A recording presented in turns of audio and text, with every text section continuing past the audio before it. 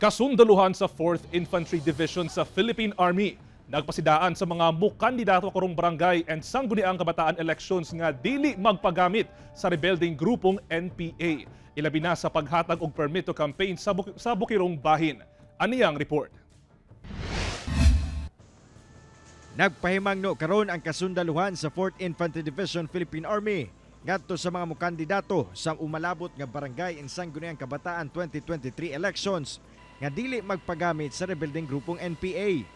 Sumala sa kasundaluhan nga karong panahon sa eleksyon, posible na sab nga mulihok ang maong grupo og mangayo sa ginatawag nga permit to campaign o permit to win. Gawas sa pangayuan nila ang mga politiko, posible sab kuno nga ilang hadlukon ang mga residente sa usa ka lugar aron butaran ang usa ka politiko nga ilang nagustuhan o ginasuportahan. So sa ngayon ay wala pa naman tayong nakitang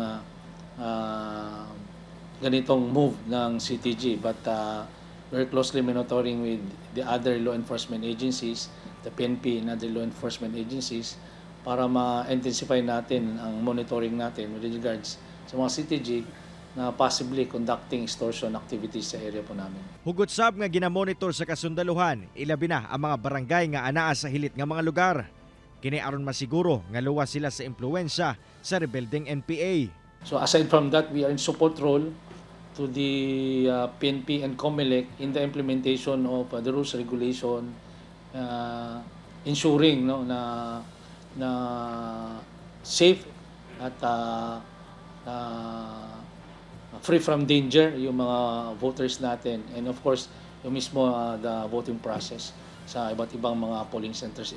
Ugaling adunay mamonitor nga mga kadudahang tawo sa inyong lugar, dili matud pa magduha-duha nga moduol sa otoridad o kaha i-text o tawagan ang hotline number sa 4th Infantry Division Philippine Army nga 0956 536 0599. Kauban si Makoy Sempron sa kamera.